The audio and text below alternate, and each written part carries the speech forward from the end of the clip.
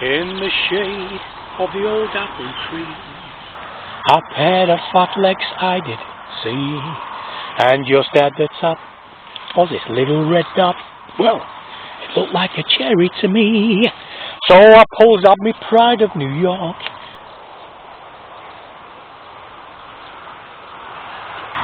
It just fitted in like a cork. I said, lady, don't scream, or I'll fill you with dreams in the shade of this old apple tree.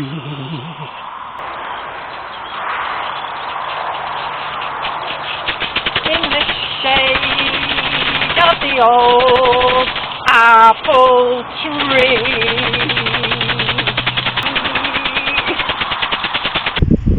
It's winter. There's no blossoms on the tree, no apples to be seen. It shouldn't be long, plenty of fruit to be eaten by everyone. They say money doesn't grow on trees, but it does if your business is apples. Apples are cheap. Those ones in the orchard apples here are free, unlike Apple computers, which are by comparison very expensive. There are around 7,500 varieties, from 2,500 grown in the USA. Most are not in stores though, as many are exclusive to cider manufacturers. Cider. Cider. You can eat them raw, make them into sauces and juices, or turn them into cider. Cider. You can even use them in salads. Don't believe me? Ask someone who's been in catering. Duh! But never eat a windfall apple, especially if you're in New York, the Big Apple. Oh, do you know the apple man, the apple man, the apple man? Oh, do you know the apple man who likes to play with me? Me? Me? No, me. Oh, and me, and me. Oh. Oh, he has a great big smile, a great big smile, a great big smile. Oh, he has a great big smile and likes to play with me. Me. He likes to play with me. Me. Hang on, He can play I with like to me. play with you both. Oh! How do you like those apples? Oh, I love them. Here we are in the orchard. It's winter. What is this tree? What type of apples? I've no idea. But you can make them into pies, sausages or turnovers. You can even make apple candy fragrance oils. And remember the old saying, an apple a day keeps the doctor away. In this orchard you can find the varieties black gillyflower, red ingustry, the nutmeg pippin and the Annie Elizabeth.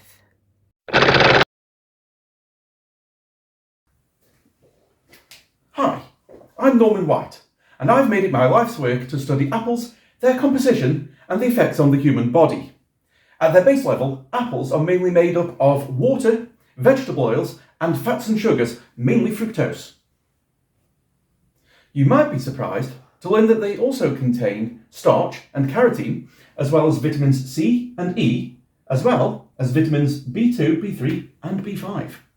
So did you know that one medium-sized apple contains 51 kilocalories, 6 grams of protein, 5 grams of fat, 6 grams of carbohydrates, 2 grams of fibre, 100 milligrams of potassium and 6 grams of vitamin C.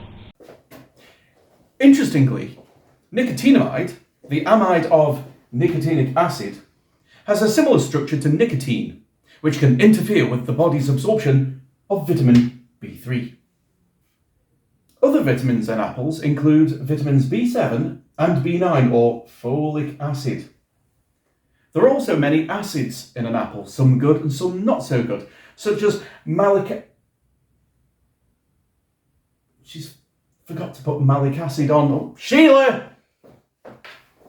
Now did you also know that apples may lower cholesterol due to them containing pectin? They may protect against diabetes thanks to their fibre content, which helps insulin sensitivity. Malic acid contributes to the flavour of fruits. Salicylic acid eases aches and pains, and oxalic acid can lead to kidney stones, and you don't want those. Electrolytes and minerals Move to your right. Bit more. in apples include sodium, potassium, manganese, iron, copper, zinc, phosphorus, and chloride.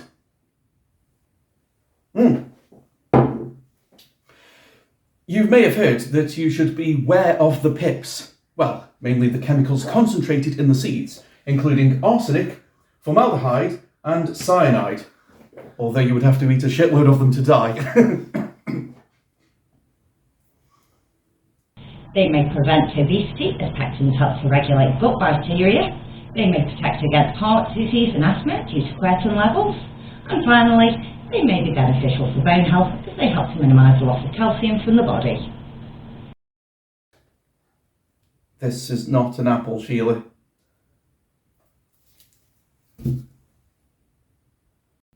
Welcome to our countdown of the best-selling apples.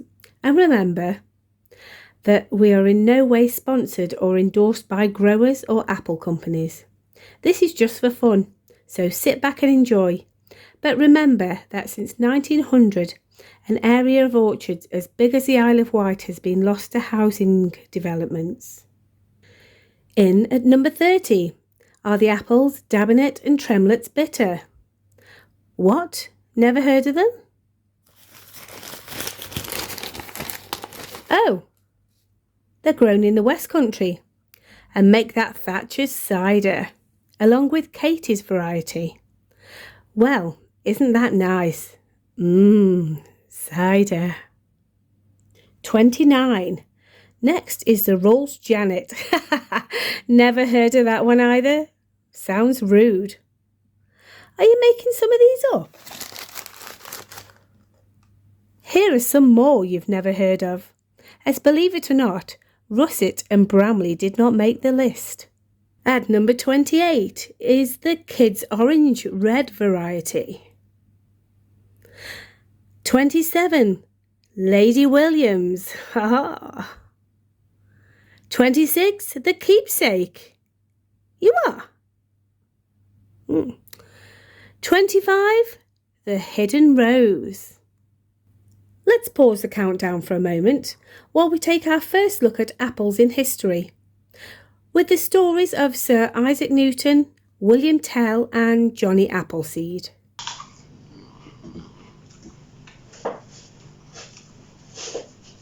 Howdy there, fellows. Come here, comrades. Let me tell you the story of William Tell. Let me finish this apple, man. Bear with me a second. I'll get there in a minute. Sorry, let's put that in a little drink there. So, an apple for teacher. This came about when, well, it's actually believed that it's from a Swedish tradition of giving a basket of something, usually fruit, specifically apples. Right.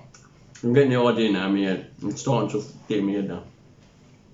Right. To teacher in gratitude for the work that they do for you. The reason why is because a lot of homes, well, not a lot of homes, but certainly rich people's homes had not just apple orchards, they had their own teacher. So if they were very wealthy and they lived in a mansion in the middle of the countryside, the children wouldn't go to school, they'd have somebody who lived in who taught them. And they weren't paid very much, they were paid an absolute pittance. And quite often the kids would turn up in September, because September was the start of the school year, with shiny apples. Come, comrade, let me not tell you the story of the great William Tell. Tell had a ruler over him, a ruler called Gessler. Now this ruler, he set up a pole and put his cap on top of it. He expected everyone to bow before him, but there was one man who would not do that, and his name was William Tell. There's another interesting fact about this too. Did you know that an apple polisher is a bit of a slang thing for somebody who likes to suck up to teacher in order to get a special reward?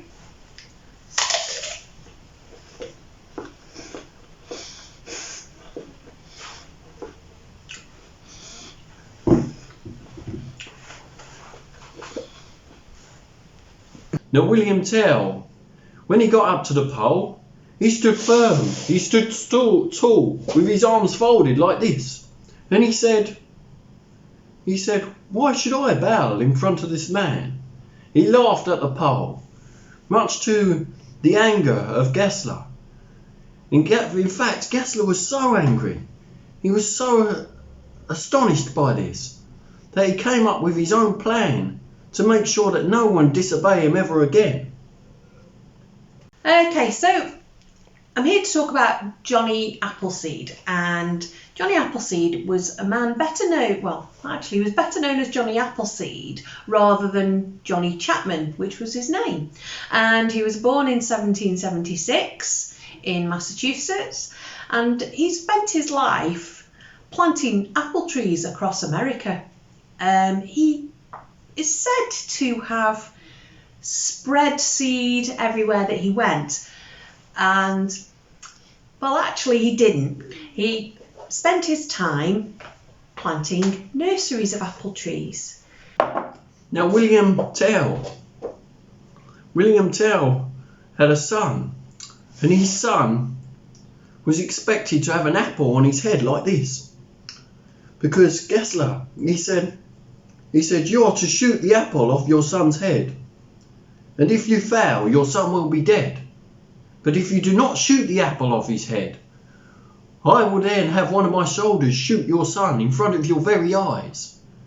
Now William Tell, he was a really skilled at archery. He was absolutely outstanding at it. He could shoot anything. And Gessler knew of this. But he wanted to test those skills in a cruel way, because he didn't want anyone to disobey him again. So therefore, William Tell set up his bow. He got his arrow in his crossbow, and he went to fire it like this. And he'd leave them with a neighbour who'd look after them, and the neighbour would take good care of them. He would come back a couple of years later just to see how they were doing. And this kind of went on quite a way over America. And as he went to fire it, he let go. And it shot through the whistles of the wind. And it hit the apple straight on, right through the middle. And as it went right through the middle of the apple, everyone cheered with a massive roar of joy. Yes, they went, yes. Everyone in the town was so excited. He was very much into nature and conservation, and he was a very kind and generous person too. However, he was a bit of an eccentric fellow. The reason why was because he used to dress in whatever he could find. So if there was a load of clothes by the side of the road, he'd pick them up and wear them. He would also He also walked barefoot everywhere, which was quite unusual in those days, and I imagine in winter quite cold. So yes, he was a missionary for the new church, which was Emanuel Swedenborg's church. This meant that he believed that if he lived a very frugal life in this life, in the next life, he would be rewarded with the love of his life and lots of luxuries and money and everything. The story of Isaac Newton is probably one of the best known in science. In 1666, Isaac Newton was sitting in a garden when an apple fell. Now, as soon as it fell, it got him thinking about why the apple falls. Why does it fall perpendicular to the ground? Why does it not go left or right or even up? Then he started to realise maybe it was the attraction of mass. And if it is the attraction of mass, not only does the earth be attracted to the apple is attracted to the earth. Now, the story itself is most likely embellished, but... Wow! He turned his back, and out of his jacket a second arrow dropped. To which the tyrant said, "What with the second arrow? What are you doing with the second arrow?" He said, "The second arrow was for your heart, had my son died." As he walked away. Now further on from this, there is another old story, where William Tell finally did shoot that arrow through Gessler's heart. And as he shot that arrow through Gessler's heart, the whole town, the whole country was free. Finally, justice had been served. The tree itself is in Woolsthorpe Manor, the birthplace of Isaac Newton, his home when he was younger. There are lots of places related to Johnny Appleseed in America. Some of these are in Canada as well, maybe. I don't know. I think they're all in America. They're as an American as apple pie. Yes, well, the tree is... still there in Woolsthorpe Manor, the birthplace and family home of the Newtons. Now, a long time ago in 1860, the tree was actually unfortunately uprooted, but then it was in a storm, but then it was replanted by the family. Now, cuttings of the tree is all over the place now, many places including York. The tree can also be found in Argentina. Ow! Here we are in a supermarket. I can't name it for legal reasons, but it sounds like a bit like the singer of the Doors, Jim Morrison.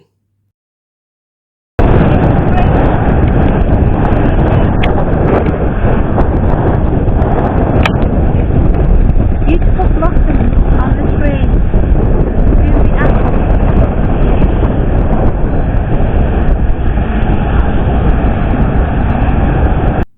In at 24, it's the Holstein. And 23 is the Cameo. 22, a bit of Pazazz. In at 21, it's a Gravenstein. Number 20 is a Jonagold.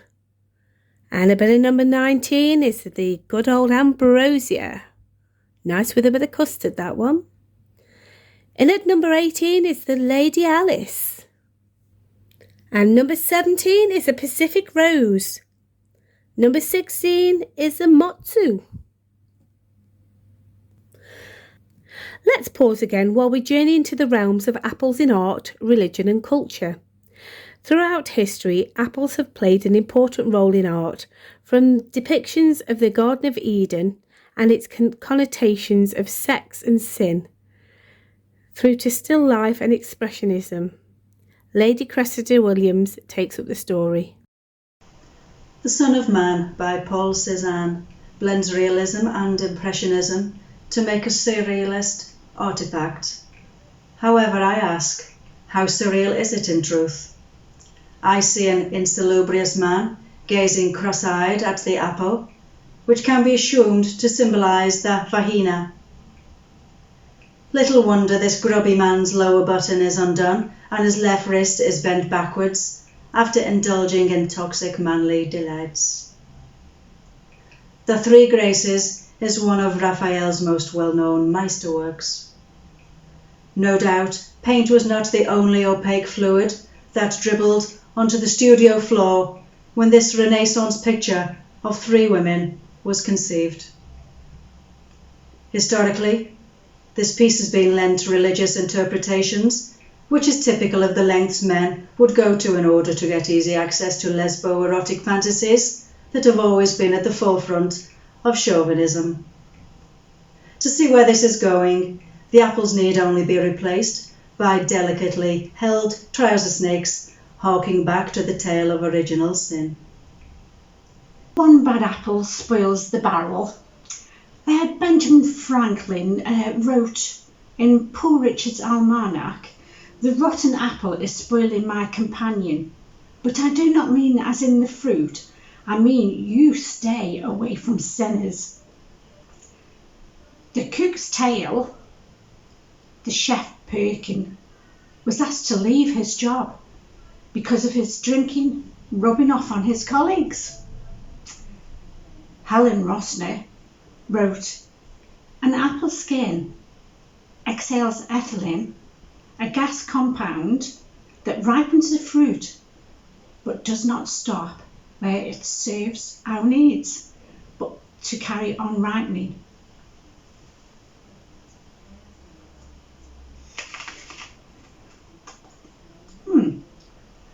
Definitely not like this one. Very nice. If you have one bad apple in the middle of a bowl of apples, the bad apple will rot the entire bowl of apples. Being a bad apple is someone who creates problems or causes trouble for others. A member of a group who is a bad influence to the remainder of the group. All I can say is take the bad apple out of the group as quickly as possible.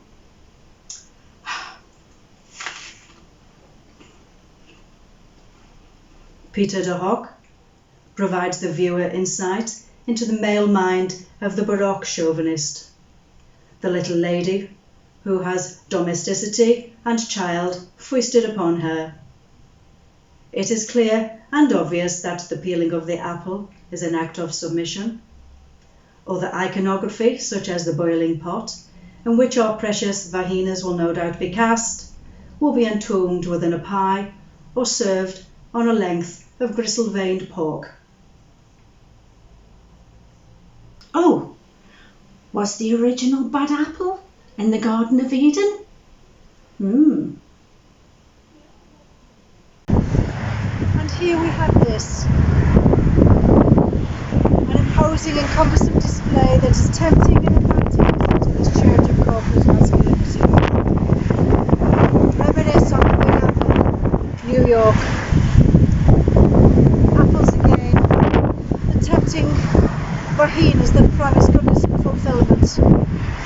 Womanhood yet again appropriated by the despicable man.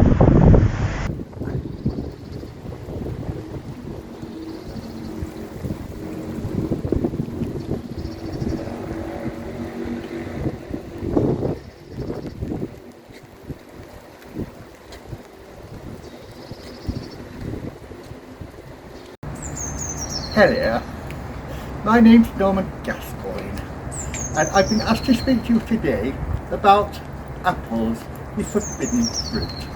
Now, as it says in the Bible, the Lord God commanded the man, saying, "Of every tree in the garden thou mayest eat freely, but of the tree of knowledge of good and evil thou mayest not eat, for if thou dost eat, thou mayst surely die."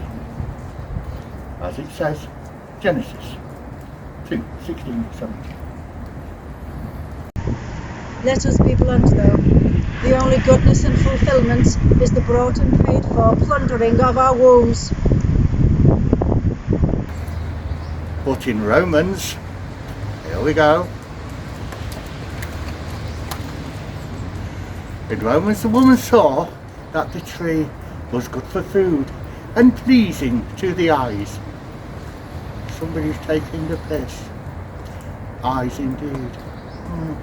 Yes, and so, being a woman, she did eat of the tree, and she gained the wisdom. And she saw that she was naked, and she told Adam that he was naked. And did she give him a good seeing to? No. No, she didn't. She sewed bloody fig leaves. Typical woman. Now, if I was Adam, I'd have kicked her ass. So indeed. There are many types of villains in movies. each with their own unique quirk or style. Some have an eye patch. Some have evil sidekicks. Many have a pet, such as Blofeld in the James Bond films. But have you also noticed that some will eat, and not just eat anything, some will eat an apple? And here we have the Art Collective. Artists drawing art, the ASDA. What do you think about this? I can tell you what I think about it. Villains eating apples shows their arrogance, but also their confidence. And it's not just one particular genre where you will find villains eating or using apples for evil. The Heavenly Father is indeed proud of his greatest creation, man. But I think even he would admit he'd made an error when he created the other lot without the penis. No matter how you look at it, the apple can represent love, temptation, and original sin. And it is an easy way for a filmmaker to make the audience identify that a character is evil.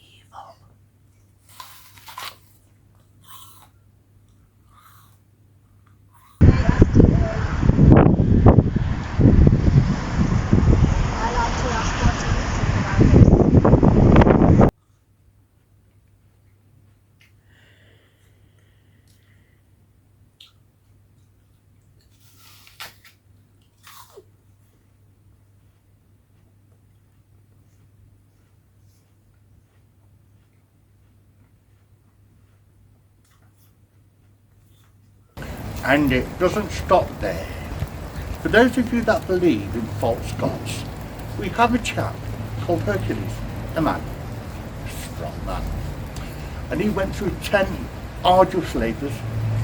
After those labours, he was commanded by Eurystheus to do 2 more, one of which was get some golden apples. They belonged to Zeus, they were a wedding gift from Hera. Another link between the humble apple and the evil is the fairy tale, which again could find its origins in the Bible. But one particular fairy tale is Snow White.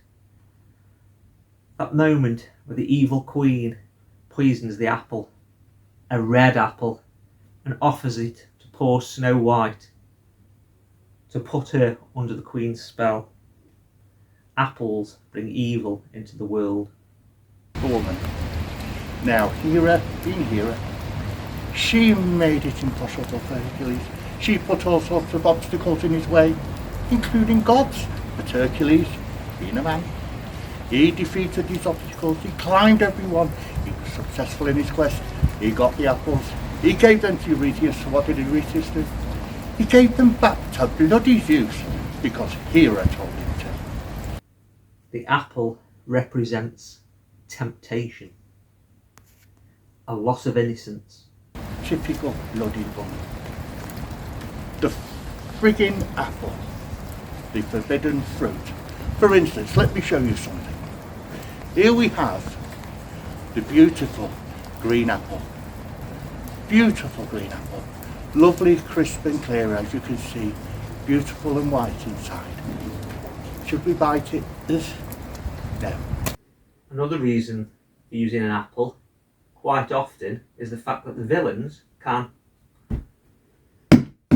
throw it away. They can disregard it to show their superiority. But the red one, the red one, that's the forbidden fruit. This was in the garden. That wants to go. Don't touch the forbidden fruit, children. It's not good for you. The villain who consumes the apple or offers it to the hero of the film will often try and align the villain with evil. Do you know that the apple is mentioned many times in the Bible? They even had apple pie. They had it with Wall's ice cream. Jericho, I think, they made it. So, why use an apple? Well, the apple has a distinctive crunch sound. It's a way of drowning out all the other sound in the film, and also draws attention to the villain. Anyway, that's enough for me today. I shall bid you good day. Thank you for your time. Be careful out there.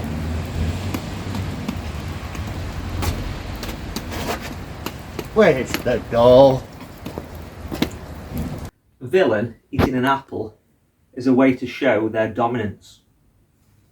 It's a way to show that other characters are irrelevant. Look at the way Draco eats an apple during Hagrid's class in The Prisoner of Azkaban. Or what about Colin Farrell not just drinking blood but eating apples in Fright Night? And who can forget Captain Barbossa and his love of apples in the Pirates of the Caribbean films? The apple is a fruit with its own sound effect. The crunch, the hard noise. But what about the origin of this film trope? Well, it could lie in the Bible, with Garden of Eden, the devil, the apple being symbolic of evil. In at number 15 is the Opal. And number 14, Winesap. Number 13 is the Old Envy. Number 12 is the Empire. Premiered in 1966 in the Empire State Building and has a taste between Red Delicious and the Macintosh. Number 11 is the Macintosh, an old variety in the USA established by John Macintosh in 1811. It is good for apple sauce, not to be confused with the Apple Macintosh computer, which we don't advise you to eat. Number 10, the Braeburn, which originated in New Zealand. In at number 9, Honeycrisp, a mild honey flavour with a taste between the Keepsake and an unreleased apple from Minnesota, USA, designated as MN1627. Supplies of this brand are limited. Family Guy commented that they are science apples made in a lab from beakers and test tubes. They also went on to say that Fuji are for eating and a crab are for throwing, as they are the prankster's apple. In at number 8, we have the Pink Lady Crips.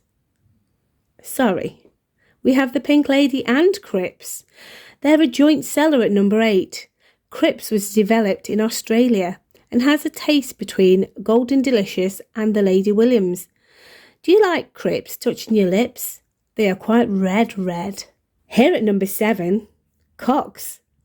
I've had a Cox's Pippin, but that's another story. And a Pink Lady, but we won't go into that one either. Ha ha! And number 6, we have some jazz.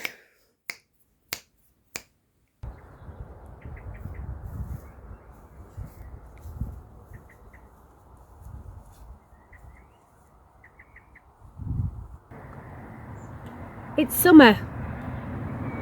The bees are buzzing, the birds are singing, the blossoms have turned to fruit. In this, our final pause in the countdown, we look at apples in games and traditions, such as apple bobbing. When I was young, I used to love the game apple bopping, also known as bobbing for apples. In Scotland, it's known as duking. The game is played by filling a tub or a large basin with water and putting apples in the water. Because apples are less dense than water, they will float at the surface. Players, usually children, then try and catch one with their teeth.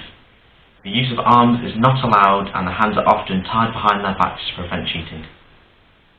Hi there, I'm Peter Cripps. I'm 28, I'm single, ready to mingle. Ladies. I'm also I'm the guy who basically starts off the Tunbridge Wells Apple Festival. We have many apples at this festival, especially the toffee apple. Now, we have some interesting facts about the toffee apple. During the annual celebration, young unmarried people try to bite into an apple, floating in water or hanging from a piece of string on a line. The first person to bite into an apple will be the next one to be allowed to marry. Apple bobbing was appropriated in the Celtic festival Samhain. It was basically dated back in the mid-19th century. It was created by a man called William Cole in New York. No, New Jersey. It's New Jersey. New Jersey, in the little old United States of America. So, the process of a toffee apple is it's a regular apple that is sugar coated with toffee to be nice and sweet. But it's also taken basically into a holiday. As we all know, you have the toffee apple at Halloween. I don't really know what the significance is, but people seem to like it because it's nice and sweet and sugary. I will now show you a demonstration. Get your apple, place it in the middle, and then you go like. But you can't use your hands, and that bowl's not big enough.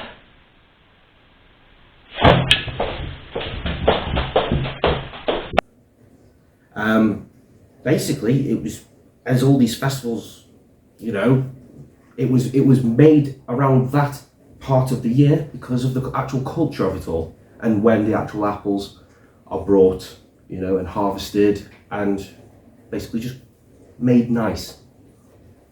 So yeah, sorry, it's a little bit warm in here, so just. Well, it was also very, very popular during like the Latin American holidays. I mean, I'm not sure if a lot of people know this, but you know, they like it. I'm not sure why, but they like it. And you know, it was a practice of like coating fruit in sugar, like sugar syrup, which is dated back to the ancient times, with honey and sugar. You know, these little things. And yeah, I mean, you know, it basically Kolb, the man William Kolb, who invented the toffee apple, basically invented the red candy, as we know, in 1908. This big enough? But he was experimenting with a little bit of cinnamon candy that he was selling for Christmas. And he used to basically dip these apples into the mixture. And then he would put them on his window for 5 cents a piece. As we all know, that since then it has evolved into different things, such as, you know, being covered in chocolate and just like different other types of sugar, and it's just become a bigger thing than we ever thought it would be for apples. I'll give you a proper demonstration. And you know, as we all know, apples, you know, it's they're really lovely.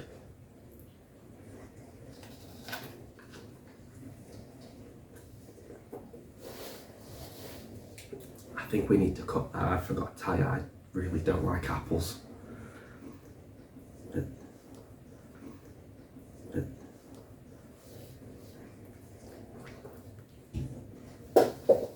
Sorry. Thank you.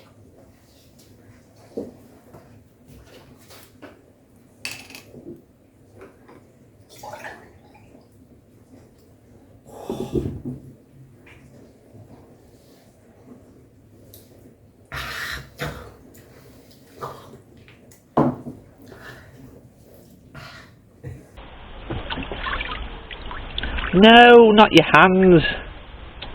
I'll show you how it's done.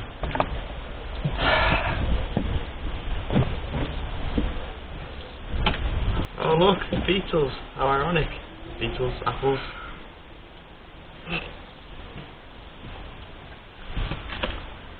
You're going to show me how it's done now, aren't you?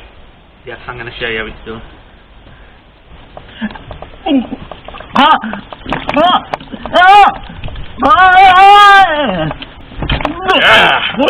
you ready there.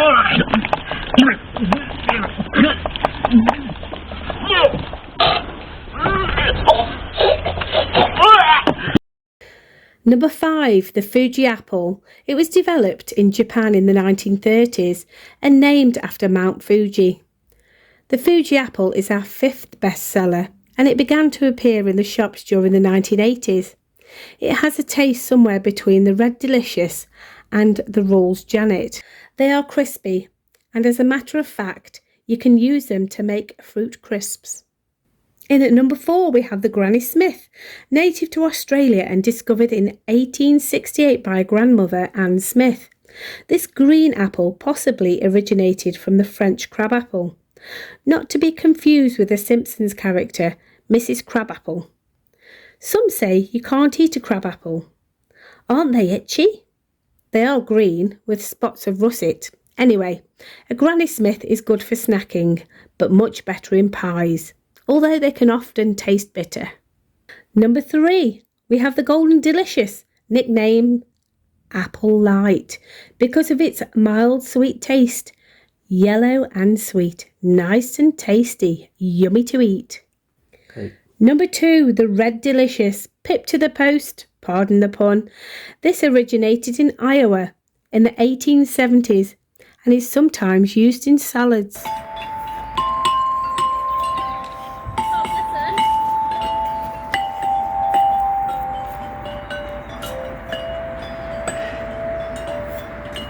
It's the time of year, the fruit is here. It's time to enjoy the fruits of the forest.